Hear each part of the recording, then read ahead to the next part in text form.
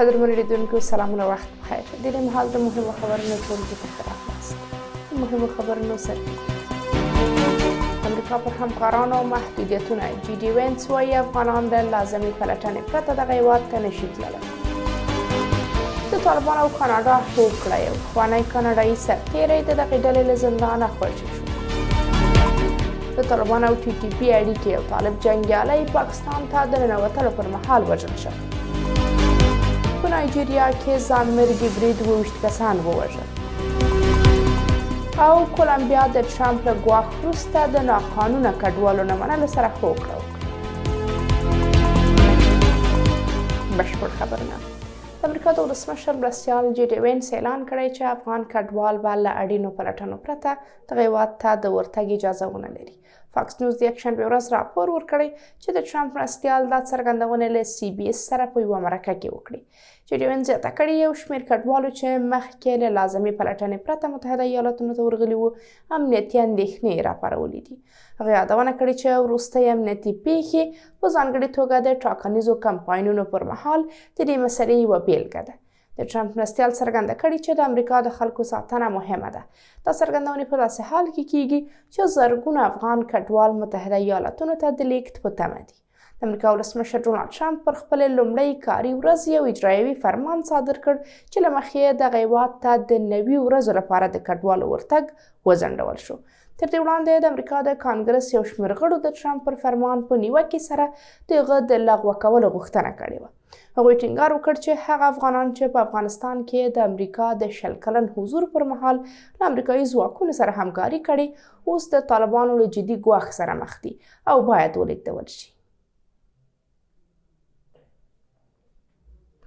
د کاناډا د بهرنیو چارو وزیر میلانی جولي د طالبانو له زندانه د یو پخواني کاناډایي سرتیري ډیویډ لاوري د خوشي کېدو خبر ورکړی دی.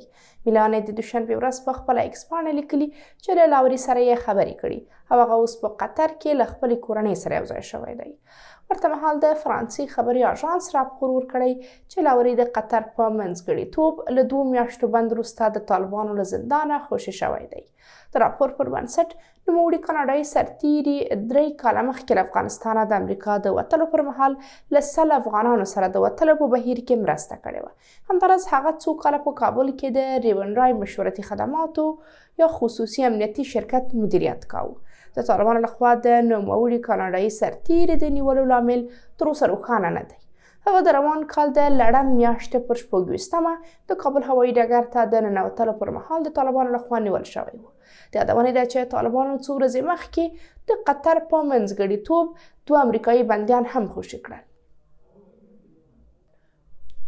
ځایي سرچینې وایي چې یو طالب جنګیالی د پاکستان خاورې ته د ننوتلو پر مهال د دغه هېواد د پوځیانو لخوا وژل شوی دی.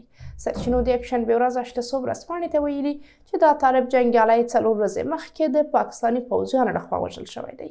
سرچینې وایي چې د افغان طالب جنګیالی په هرات کې د دغې ډلې په لیکو کې خدمت کاوه خو هغه مهال چې غوښتل یې په خیبر پښتونخوا کې له پاکستاني طالبانو سره یوځای شي په ډیورنډ فرضي کرښه د پاکستان پوځ لخوا وژل شوی دی. طالبانو تر اوسه په دې تړاو څه نه دي ویلي.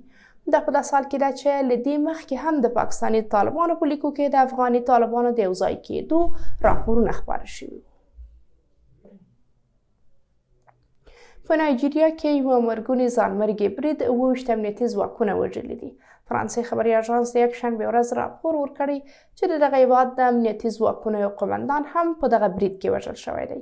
د راپور پر بنسټ په دې پیښه کې 4 نور کسان ټپیان شوي هم دي او په راپور کې راغلي چې د یو شمېر ټپیانو وضعیت نازک دی او ښایي د مړو شمېر لوړ شي.